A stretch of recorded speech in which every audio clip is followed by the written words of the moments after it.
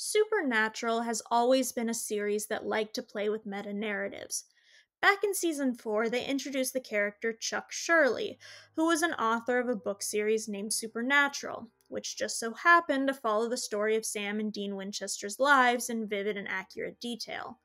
It turns out that Chuck is a prophet of the Lord, tasked to write out their life story, or so Sam and Dean are told. The introduction of this concept into the story has allowed them to swerve into very meta territory multiple times throughout the series, like the time where Sam and Dean go to a Supernatural fan convention, or the time where they find out that a group of high school fans are putting on a musical about their lives.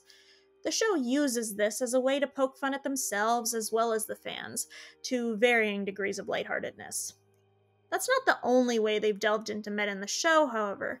Their most meta episode of all had to be The French Mistake in Season 6, where Sam and Dean get sent to an alternate universe where they are actors named Jared and Jensen starring in a TV show called Supernatural, a show about Sam and Dean's lives.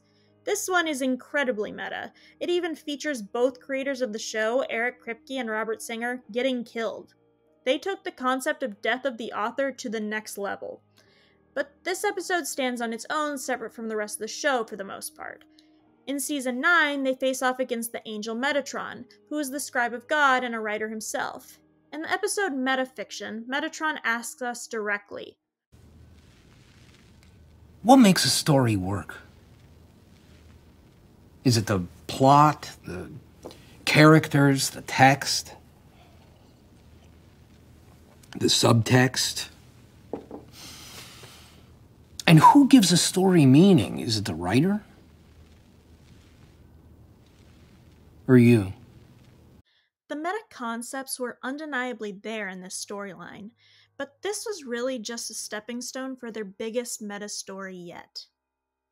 In Season 11, we officially find out that the prophet Chuck was never actually a prophet at all, but rather God in disguise. The show's stance on God has never been an overly positive one. He's typically depicted as an abandoning father more than anything else, but it was still a daring move when, for the final season of the show, they decided to make the last big bad the brothers had to face up against God himself. This was daring not only because of the possibility of angering any religious audience members, but also because Chuck was the author of Supernatural. The writers decided to make themselves the final villain of the show. It was a brilliant choice, honestly. A major theme of the show has been fighting for free will, and taking the meta-narrative and putting it front and center like this allowed the characters to fight against the constraints of the story itself, to defeat the author and become truly free at last. Making the meta story the main plot of the final season put the writers in the position to make up for their past failures. They didn't hold back from self-critiquing throughout the season. In fact, they actively leaned into framing Chuck as a bad writer. In Atomic Monsters, the 4th episode of the season, we see Chuck going to visit Becky, who is the #1 superfan of the Supernatural books and has been a stand-in for the show's fans in the past. Becky was the cruelest depiction of fangirls that the show could come up with. She was annoying and predatory and only really seemed interested in having sex with the boys and writing porn about them. She was a reflection of the show's own hatred for their female fans. There's a reason she hasn't appeared since Season 7. I think the writers realized that she was a bit too mean and misogynistic to keep around. However, this was the final season, and falling in line with making up for their past failures, they brought Becky back rehabilitated. She's happily married with 2 kids, and she's gotten therapy and is well adjusted now. She's still a big fan of Supernatural, but it's not framed as something that makes her unlikable anymore. She is, for once, a true stand-in for the fans. So when this episode had her talk with Chuck, the writer, it had some very interesting implications for where the rest of the season was headed. Chuck thinks of the story as being about epic fights with monsters and tragedy. Becky thinks of it as a story about love and found family. When Chuck writes a story for her to read, she critiques it for having a weak villain, stale climax, and no mention of Cass. So he continues writing. He writes an ending. He wants a tragic ending where one of the brothers ends up dead, preferably at the hands of the other brother. When she reads it, she's horrified. She tells him that he can't do that to Sam and Dean, or to the fans, that it's hopeless. So he snaps her and her family away somewhere, never to be seen again. When a lot of fans first saw this episode, it gave them hope. The writers clearly knew what we wanted out of the story. We wanted it to be focused on the emotions of the characters. We wanted Cass to be included, not for it to be about the brothers only. We wanted a happy ending. And they truly seem to understand that, because Chuck is the villain. If they're saying that this is the ending he wants this early in the season, it must mean that isn't the ending we're going to get. But, well, maybe we should have focused on the fact that Chuck vanished Becky for hating his ending more. Let's fast forward to the end. In the 18th episode of the season, we see Cass die to save Dean after confessing his love for him. In episode 19, he is barely mentioned, nor is he mourned. The 19th episode doesn't give us any focus on Sam and Dean's feelings throughout, even though they just lost people they loved the episode before. It puts the battle with Chuck front and center. It gives us a convoluted plot with Michael and Lucifer thrown in there for flavor that leads to the brothers and Jack facing off against Chuck. Jack ends up absorbing all of Chuck's powers and becoming the new god. They let Chuck live, leaving him to a fate of powerlessness and humanity. Jack tells the brothers he has to leave them now that he's god. The episode ends with the brothers happily driving away in the Impala, supposedly free. We see that Cass and Jack's names have been carved on the bunker's table to show us that they're family, but beyond that, Sam and Dean seem generally unaffected by the fact that they just lost that family. We get no mention of Eileen, Sam's love interest, who died the episode before, but was presumably just resurrected with everyone else. Yet the brothers still seem happy to be free. And alone.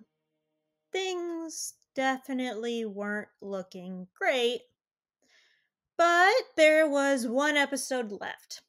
One more episode for them to focus on all the emotions left unspoken in the penultimate episode. One episode where surely they'll have time to wrap up the emotional aspect of the series and the character arcs now that the season's myth arc was complete. One episode for the show to answer the questions that they've been posing all season long. What does it look like when Sam and Dean are free from the story? What do these characters really want? How will they finally take control of their own lives now that they can? Well, in the series finale, we see that some time has passed. It's unclear exactly how much time. While I was watching it, I assumed it was a couple months at most. Dean has a dog now. Sam is going on jogs. They're still hunting. They take a case. It ends up being an unfinished case from their father's old journal. Sam mentions that he misses Cass and Jack. Dean tells him that they should respect their sacrifices by living their lives to the fullest. The hunt ends up being against vampire mimes. While hunting them, Dean gets pushed into and impaled by some rebar sticking out of a post. He realizes he is going to die. He accepts it. He and Sam have a 10-minute scene saying goodbye while he bleeds out and then dies. Sam burns his body, the only ones there to witness the funeral being Sam and their dog. Dean ends up in heaven, greeted by Bobby, who tells him that Jack rebuilt heaven with the help of Cass, who is now presumably alive and also in heaven. Dean merely smiles at this news, but does not ask any further questions. Bobby tells him that heaven is now an open world where he can see any of the people he's lost over the years, specifically mentioning that his mom and dad are right down the road. Dean decides to go for a drive in the Impala. We see a montage of Sam's life after Dean's death, moving out of the bunker, quitting hunting, having a kid with an unnamed blurry spouse. He names the kid after Dean, he wears a terrible wig, and looks sad. He gets old and dies. All the while, Dean is simply driving in heaven. Two different versions of Carry On My Wayward Son play back to back during this montage. It ends with Dean and Sam reuniting in heaven. The end. So, what's wrong with this ending? Why is it so similar to what the writers specifically had Becky say was a bad ending at the beginning of the season? Did Chuck get his ending after all? Should this be considered a tragic ending? Why did Dean die on a rusty piece of rebar of all things? Let's break this up piece by piece. Before I get any further, I want to mention that I did do a separate video essay before this one, also about Supernatural, focusing on the evolution of Destiel leading up to this season. While this video is about more than just Destiel, I will be working off some of the points I made in that video, so I would recommend maybe going and watching that video first if you want to get the full picture here. If not, I'll try to fill in blanks where I can. For years, people expected for Supernatural to end as a tragedy. That was the original plan, after all. The show was supposed to end after season 5 with the brothers dead, but the apocalypse defeated and the world saved because of their love for each other, making it a tragic ending for these characters, but ultimately a sacrifice for the greater good. When the show didn't end that way, it was still thought that the inevitable ending would see the brothers meet some sort of tragic fate, with at least one of them dead in the end. However, when the show lasted as long as it did, that ending started to look less and less appealing. These characters have experienced tragedy after tragedy throughout their lives. They have given up their happiness to help save people time and time again. Their suffering has been never ending up to this point. So shouldn't their ending be a happy one? Or at least not a total tragedy? Don't they deserve peace? The last few seasons of the show, after Andrew Dabb took over as showrunner, really did seem to be headed in a more optimistic direction, but there was still the question of how they can make this story seem truly finished unless the characters ended up dead. And even then, how can they make it seem complete, seeing as these characters have come back to life more times than I can count? Well, before the final season even began, my theory was that the show would end with Dean and Cass dead, probably in heaven together. Sam would get to live his life, Jack would be God, and it would end with Sam and Dean reuniting in heaven after Sam finally died. I am not even joking or trying to brag here, that is exactly what I thought the ending would be. And I was okay with that ending. I thought it would be sad to see Dean and Cass die, but at least they would have each other and be at peace in heaven. I thought it felt like a natural progression of their plots and a realistic expectation. But then when season 15 started, I realized how wrong I was. My ending was too close to Chuck's ending. And I was excited because it seemed like the final season was really going to surprise me. It was confronting the idea of that ending and why it would be bad. The writers were actually going to subvert our expectations, and it would be the first example of a show trying to subvert their audience's expectations for an ending, and it actually being a good and satisfying choice. But no. It turns out I was right in the first place. But by the time they gave us that ending, the whole season before it had made it so that this ending no longer made sense. That ending was no longer a bittersweet and semi-happy ending, but rather a tragedy, whether they realized that or not.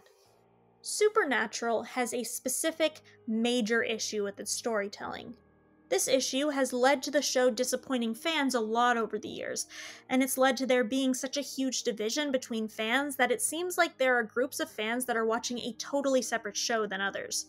This issue is that Supernatural doesn't know what story they're telling. Or they're trying to tell multiple stories at once, and those stories ultimately couldn't coexist in the end. One interpretation of the show is that it's about these two brothers. These brothers who have a beautiful relationship that ultimately trumps everything else.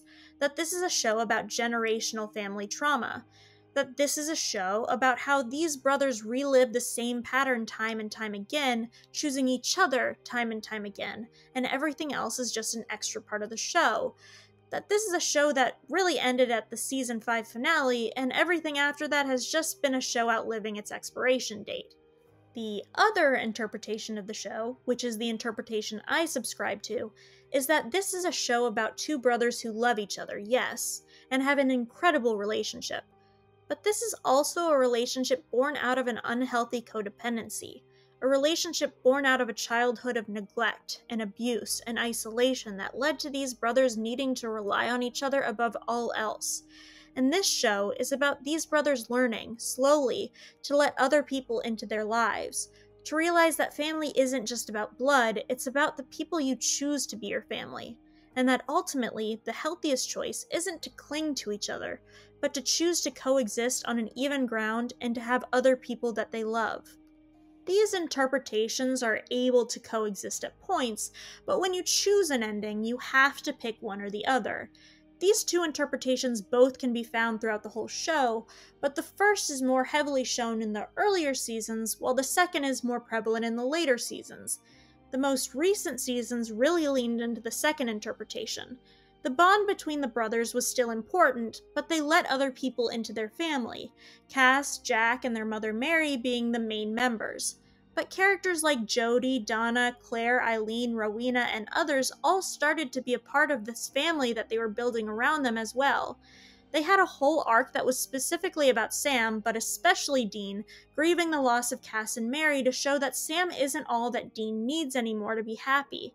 They've let other people in now, and ultimately, that's a good thing.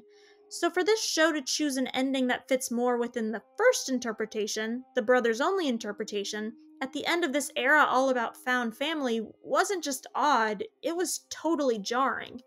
In fact, since Mary and John get more attention in this episode, being both mentioned in heaven and shown in several of Sam's pictures in his house, while Cass and Jack are shoved to the side, it's like they abandoned found family entirely beyond Bobby and put an extra emphasis on biological family, despite the fact that their biological father was literally an abusive piece of shit.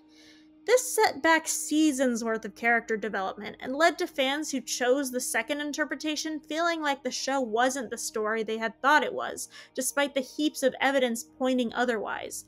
This also means that some fans will see the ending as a happy ending and others will see it as a tragedy. The final season asked us to picture what freedom might look like for these characters. If they didn't have a god controlling them and leading them into a constant cycle of stopping one apocalypse after another and actually got to be in control, what would they want? For years, it hasn't seemed possible for them to want anything other than the hunting life. It hasn't even seemed possible for them to want to find someone to settle down with, since usually anyone they love gets killed. But if they were truly free, then maybe there was a chance. Dean Winchester is a character who has always had an issue with self-perception and autonomy. Ever since he was a kid, he was told that his main objective should be to take care of his brother, that he didn't matter beyond that all he was good for was hunting and raising Sam.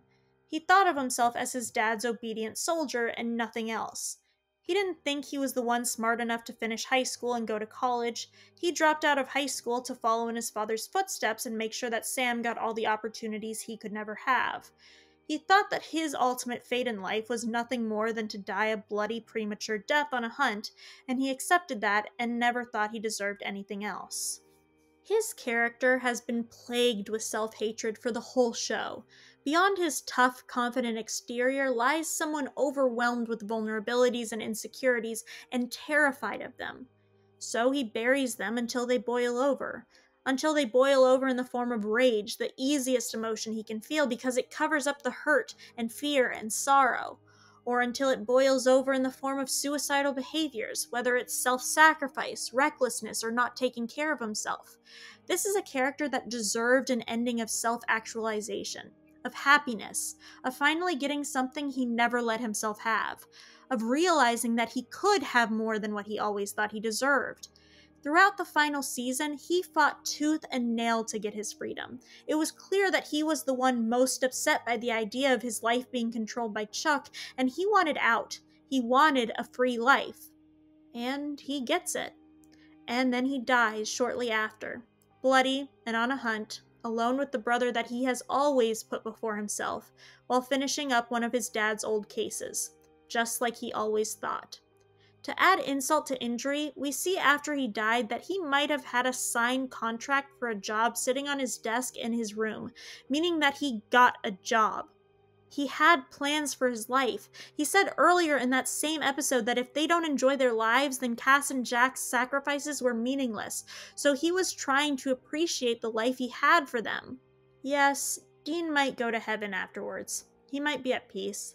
He might be living out a very nice eternity where he gets the love he always yearned for, surrounded by the family he's built around him. But that doesn't mean that this ending isn't still hopeless. Dean never gets to live beyond what his low self-worth thought he deserved.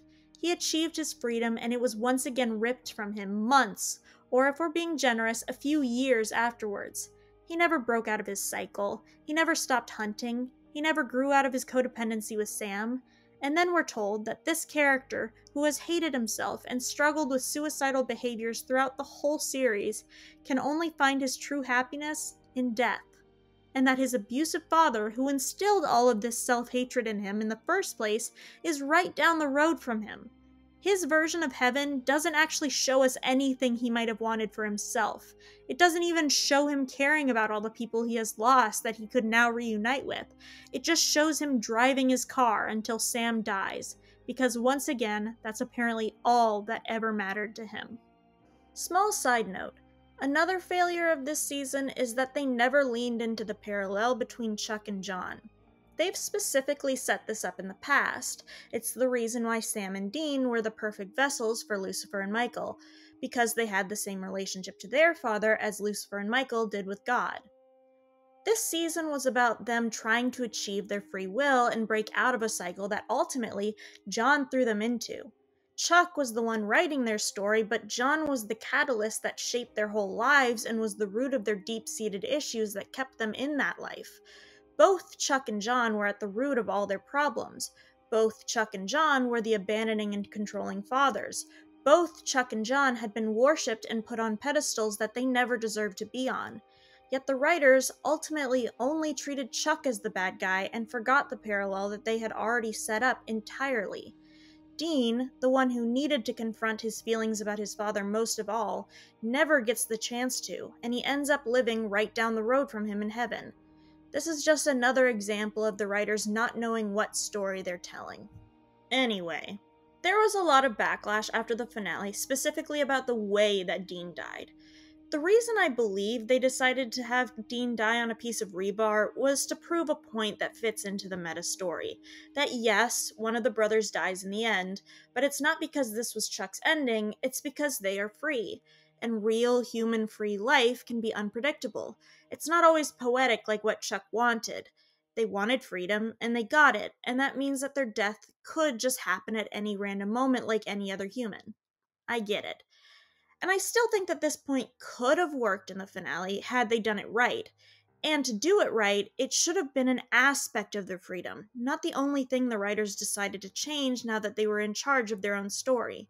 Like, was the whole point of this season's plot really just so that they could let Dean die prematurely in an underwhelming way? If they decided to show that life, and in turn death, isn't always poetic, they could have shown one of them die randomly in an accident, but it needed to be one, later down the line, and two, alongside other changes. Let Dean decide to quit hunting, have some happiness, and then die of a heart attack or something 17 years down the line. Or let Sam be the one who stays in the hunting life and dies fighting later on while Dean dies of old age. Because as it stands right now, this story didn't tell me that life is unpredictable and that's just a part of living. It told me that no matter how hard you fight for your freedom, you are never going to break out of your cycle. You are never going to get the happiness you want, and you are destined to die the same way you always told yourself you would, because free will is a sham. Sam's story needed to be about self-actualization as well. It needed to be about him making a choice for himself between hunting and leaving the life, a question that has always hung over his head since the beginning. Unlike Dean, I think it could have been a happy ending for him had he stuck with hunting, but it had to be of his own choice, not because it's what his father or his brother wanted him to do. Sam has become a leader in the recent seasons. We saw Dean let him take charge and lead a hunter rebellion against the British Men of Letters. We saw him lead the Apocalypse World Hunters after they came to their world. We've seen him take an interest in witchcraft, and he's always had a love for things related to research and lore. Sam fits into this world more in recent seasons. This final season set up a romance for him as well, with Eileen, a fellow hunter. Eileen was a good match for him. She understood the life, and they were friends first. They really enjoyed being around each other, and it was easy to see them possibly having a life together. Eileen on her own was also a fantastic addition to the show, being a deaf hunter played by a deaf actress. She wasn't defined by her disability, nor was she shown as weaker because of it. Having a deaf woman be the love interest to one of the main protagonists of the show, who never pitied her or seemed burdened by her disability, was a huge deal. Sam decided to learn ASL after meeting her and practiced it so that he could better communicate with her. They were a healthy relationship, and considering they decided to bring her back in the final season and spend so much time building up this relationship, it seemed inevitable that they would end up together. They could choose to stay in the hunting life together and be happy, or even decide to retire together. Instead, Eileen was killed with the rest of the world in episode 18, and while we did see Sam mourning her in that episode, after that, she was never mentioned again. Not once. She isn't mourned in episode 19, and Sam doesn't seem to care that she was probably revived at the end of that episode either, and we never even find out for sure if she even was revived.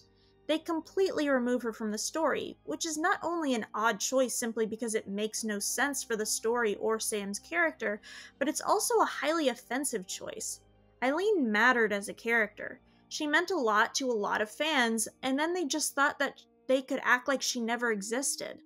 They show that Sam had a partner of some kind that he had a child with after Dean died, but we never see their face. We don't even know if it was Eileen or not. They're reduced to nothing more than a womb so that Sam can have a kid and name it after Dean. Sam's life doesn't even seem that fulfilling, by the way, from the clips we saw of it. Sure, he seems to love his kid, but it also seems very empty. We don't see him meet up with any of the people he's actually grown close to over the years who are actually still alive. Most of the people he loved are dead, so we end up feeling like he spent his whole life waiting to die and be reunited with his brother. What needed to happen in the finale to fulfill their character arcs is Sam and Dean needed to choose to go their separate ways. By that I don't mean never be in each other's lives again. They would always be important to each other, no matter what. I mean that they needed to choose to live their own lives. They needed to realize that they want different things now, and be okay with leaving each other to live for themselves. Choosing to separate because death interfered isn't a satisfying ending, because while you could argue that the decision not to try and bring Dean back was them letting go of their codependency, it was a choice forced upon them. And as previously mentioned, the entirety of their time apart just seemed like they were waiting to be reunited again anyway. They needed to choose to separate for their own sakes. That is what would be healthy for them. Sam could choose to be with Eileen. He could continue hunting and find his own joy in it. It didn't even have to be regular hunting. He had an interest for the lore aspect of it, and he had a knack for witchcraft. He could do something with that. He could help lead the other hunters and create some sort of network. He could become a proper man of letters. That would have been a good continuation of his arc, and it would have been an interesting ending for his character considering the show started with him being the one trying to leave the life. Meanwhile, Dean needed to leave hunting in some form. It could have been gradual. I don't think it would be something he could just immediately separate himself from, but he had dreams of owning a bar. He could do that, become the new Ellen, own something like the Roadhouse. And as for who he shares his life with, I know I've avoided delving into Cass's ending up to this point, and that was intentional, so I'm going to say it now. The show did Cass incredibly dirty in the final few episodes, and their decision to hardly mention him was an integral reason for why it didn't work. Cass symbolized two things in this story. The first being the brothers' ability to expand their family past each other. Bobby was of course the first example of that, but he was in their lives since they were kids. Cass was someone they met later on that they chose to let in, who has become a core part of their family over the years. So leaving him out at the end solidifies the idea that the brothers have once again isolated themselves, that the codependency ultimately wins in the end. Which might sound ideal to some fans, but it isn't a good thing for their character growth. The second thing he represents is free will. Cass, in the narrative itself, gained free will and rebelled against heaven for the brothers.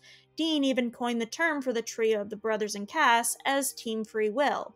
Over and over again, Cass has fought against the expectations of heaven and God to fight for humanity. And in a meta perspective, his character literally seemed to fight against the odds and refused to be written out of the show, as every single time the writers planned to kill him off or tried, it failed. The relationship between Dean and Cass is an extension of this. Like it or not, there exists a very prevalent and valid romantic reading of the relationship between the two of these characters since the beginning that has only gotten more prevalent and more validated by the contents of the show itself as time went on. I know not everyone can see it, and several people watching are probably deciding not to take this video seriously anymore now that I've said this, and unfortunately, if you haven't picked up on it by now, there's likely nothing I can say at this point to change your mind.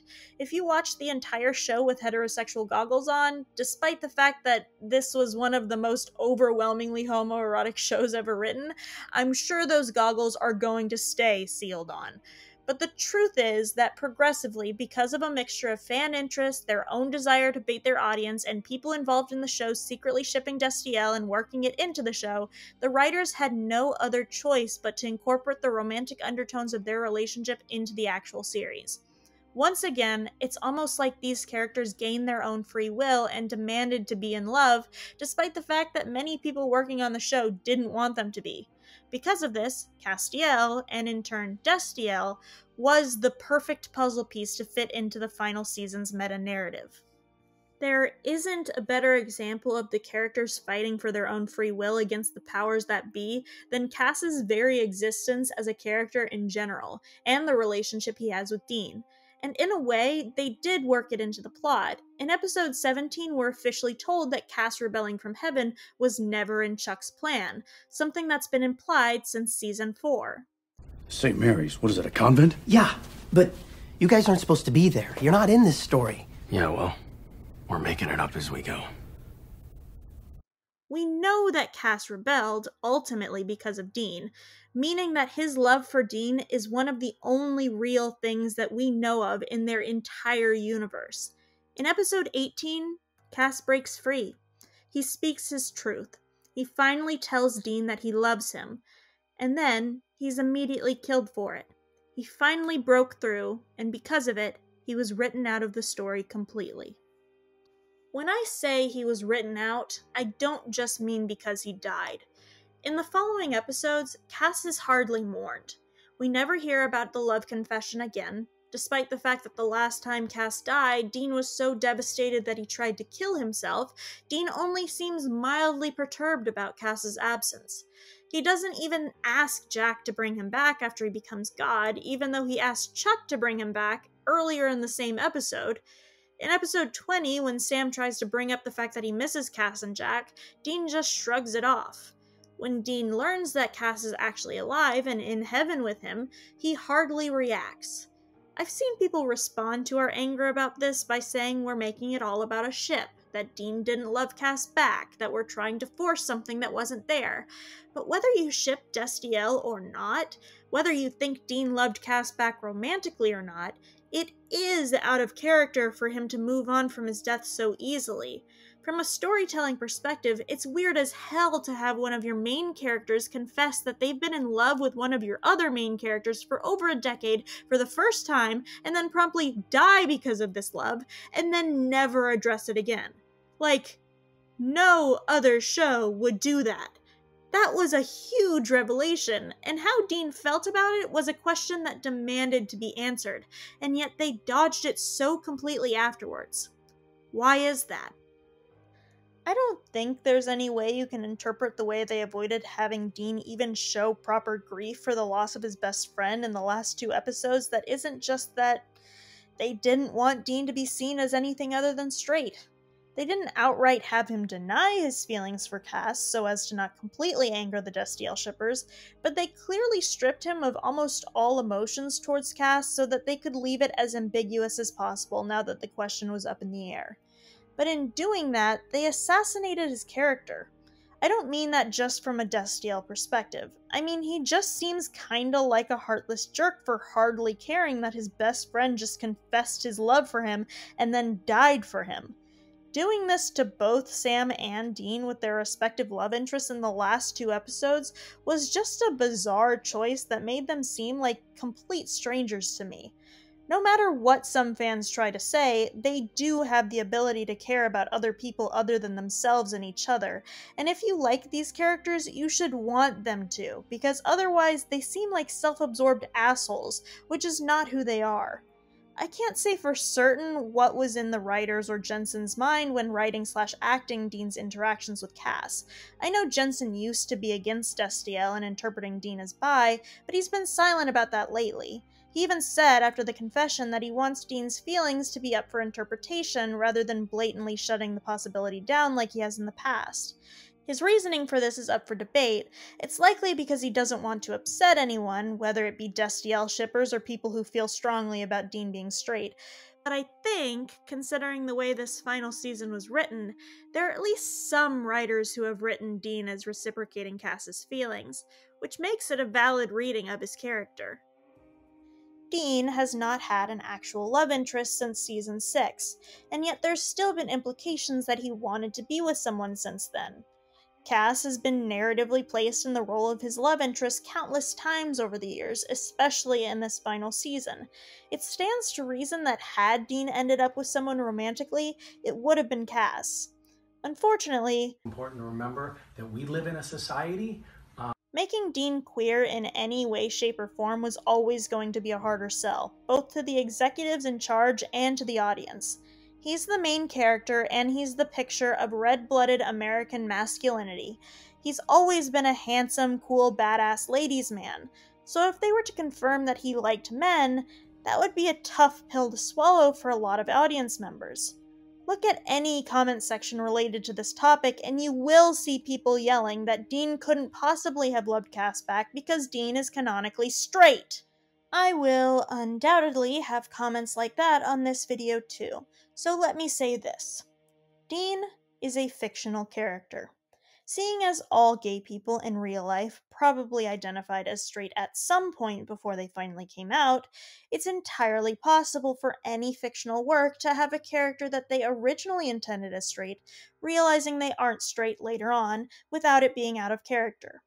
He is fictional, so the writers are fully in control of whether or not he is straight or bisexual. Dean could have loved Cass back, because bisexuality is a real thing, and it's not a big stretch at all to assume this man who grew up in a hyper-masculine environment that has regularly been shown to repress things he doesn't want to confront and consistently puts on a performance to make himself seem more like a cool masculine ladies' man, just might be hiding something like an attraction to men. Cass wouldn't even be the first guy who he was implied to be attracted to. Bi readings of Dean can be traced all the way back to season 1. The character Dean was based off of, Dean Moriarty from the novel On the Road, was a bi man, and that character was based off of a real-life bi man, Neil Cassidy. Dean has been flustered by men on many different occasions throughout the show, like in scenes such as this one. Oh, so, wait, we didn't have a thing back there, huh? Back where, what now? I'm sorry, man. I thought we had a thing back at the quad, you know, a little eye magic moment. I saw you here, and I figured I'd wait until you were done with your meeting, and then maybe we might, I don't know. Yeah, okay. But no. No moment. This is a federal investigation. Is that supposed to make you less interesting? No, I'm sorry, man. I hope I didn't freak you out or anything. No, I'm not freaked out. It's just federal thing. Okay, citizen, as you were.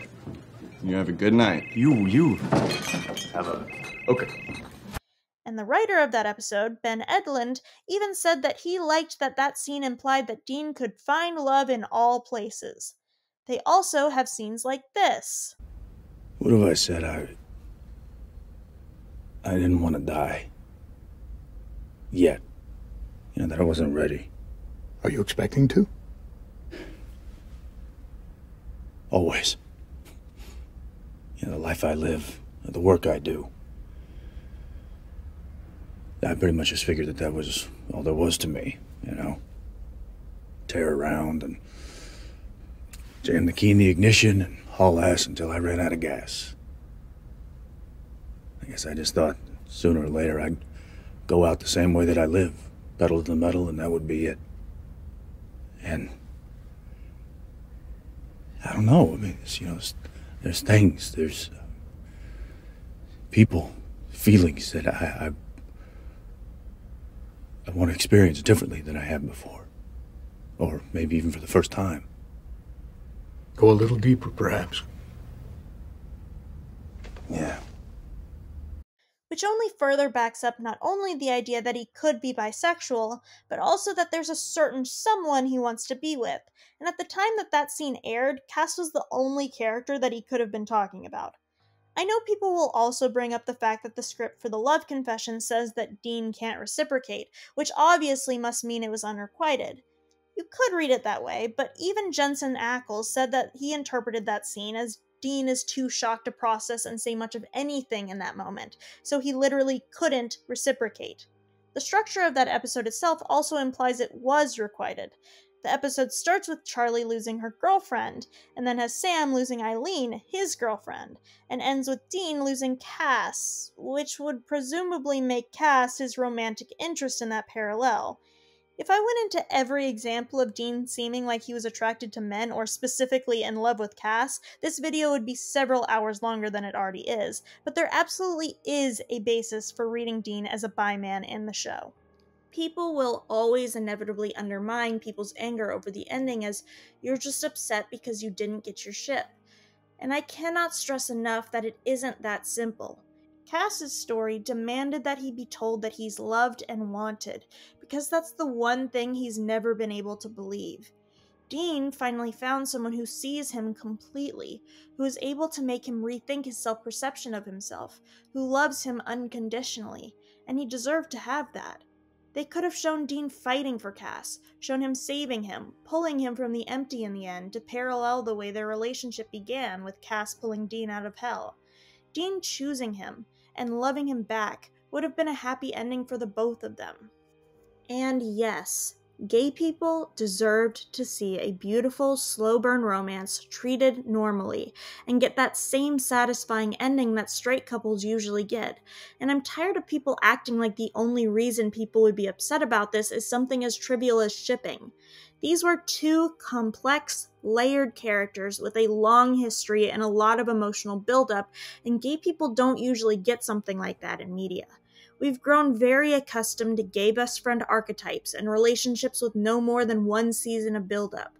Dean is a main character and an action hero that is very much seen as the ideal man, so having him end up liking men would have been groundbreaking. This would have been revolutionary, and they could have gone down in history.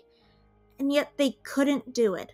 Or at least they could only half do it and leave it ambiguous so we could fill in the blanks and imagine what happens between them after they're reunited in heaven. But we shouldn't have to settle for that. And even though I'm sure a huge part of the show's choice to leave it open-ended is because they didn't want to make Dean bi, I can't even say that's the full reason, because they screwed over Sam and Eileen, the straight couple, in the end too. They were so close to two groundbreaking endgame romances, and they just dropped the ball in the 11th hour.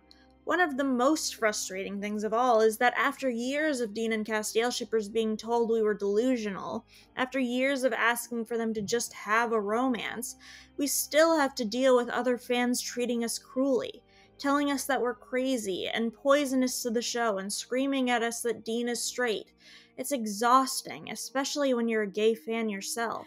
But as I already said, no matter what I say in this video, or what other people say to argue against those people who see Destiel as strictly platonic and Dean as straight as a board, it's not going to get through to them, unfortunately. Because this is just another example of the show telling two stories at once. Those people firmly see one story about straight men with zero homoerotic subtext between them, and myself and others firmly see another, very gay version of the story, because both have intentionally been written into the plot at some point, and we all pick and choose which moments to focus on and establish into our own understanding of the show. People will say I'm making things all about Destiel, that this is a show about two brothers, that romance has never been a big part of the show, or that they didn't need romance because the brothers were soulmates, or some other weird thing that I know they're just saying because they ship incest. To be clear, I don't think the finale should have been all about Destiel. I think it should have been a character-driven retrospective surrounding the brothers figuring out what they wanted out of their lives. The relationships between Sam and Eileen and Dean and Cass would just be a part of their endings, because both brothers deserve to be loved and have that companionship with someone that isn't their brother. They could have shown them having their own lives and still ended it with the two of them reuniting in heaven at the end. That would have shown the importance of their relationship while still allowing them to grow. The show isn't about romance, and yes, the core of it is the relationship between the two brothers, but that doesn't mean they should be stuck alone together forever. Not only is that unfulfilling for them, it has weird implications. Are the writers happy that the people who loved their finale most of all are people who wanted the brothers to have sex with each other? Does that make them satisfied with the choices they've made? One of the most annoying things of all is that even though, yes, the bare bones of this finale script would have always been bad as long as they had Dean die the way he did, there were still so many small changes that they could have made to make the finale at least marginally better. I don't want to get too deep into the conspiracy theories about why the finale was bad, but ultimately I think it's a mixture of a lot of things. COVID played a big part, production rewrites and tampering from overhead probably played a part, and I definitely think there were some split opinions in the writer's room and amongst the two showrunners.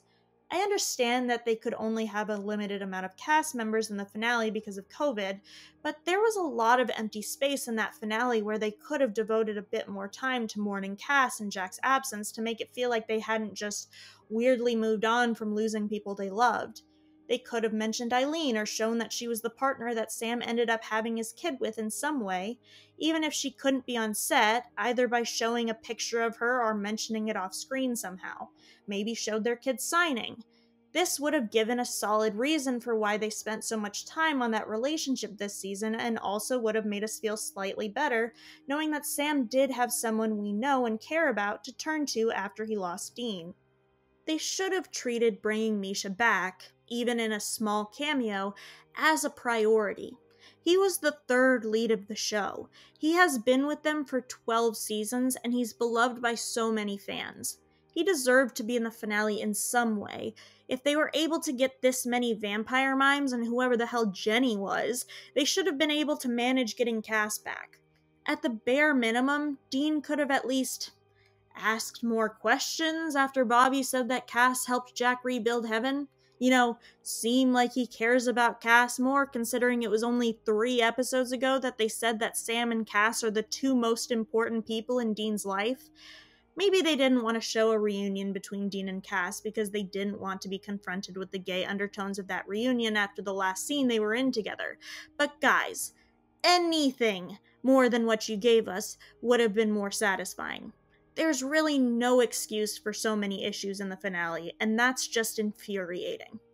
There are plenty more issues with the ending that I don't have time to go into detail about because this video is already incredibly long, but here's a quick speed round of unmentioned issues.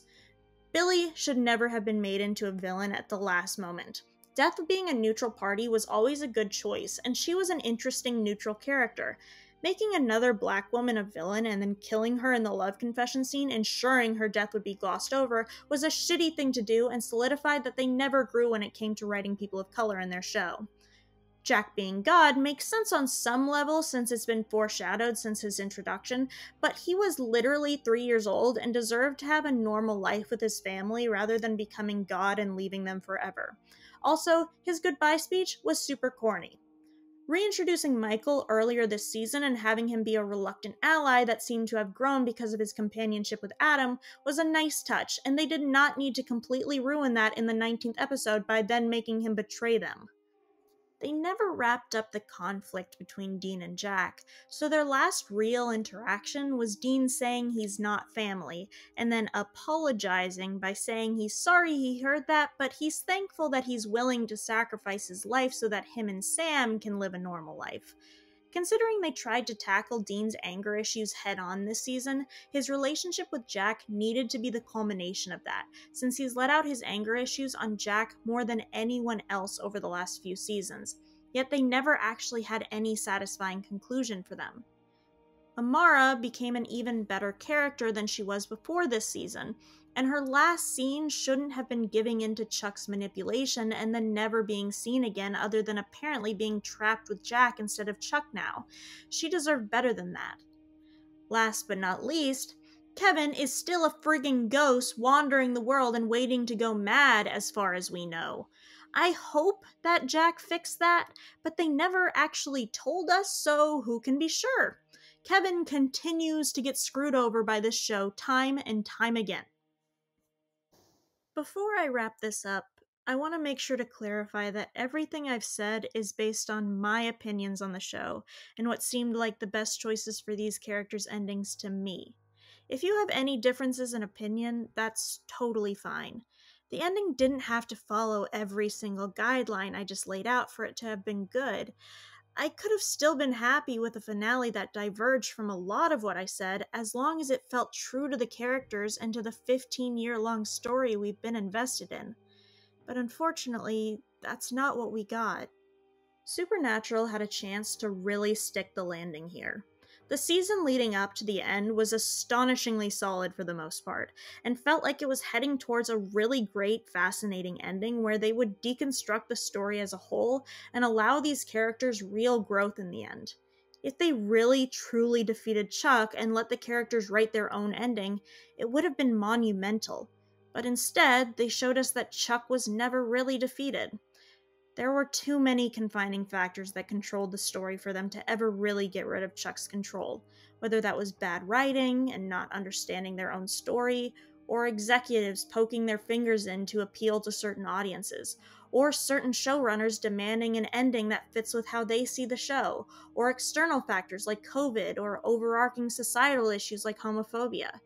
No matter which it was, these characters could never really be free. The meta-narrative could never truly be completed, which is why this ending was ultimately, and above all else, a tragedy. Thanks so much for watching. If you enjoyed this and haven't already watched my first video essay about Supernatural, I recommend giving that a watch. And please feel free to like and subscribe. I'm gonna dedicate today's goodbye message to Spanish-dubbed Dean, for being the canon bisexual in love with Cass that English-speaking Dean never got to be. Adios, amigos.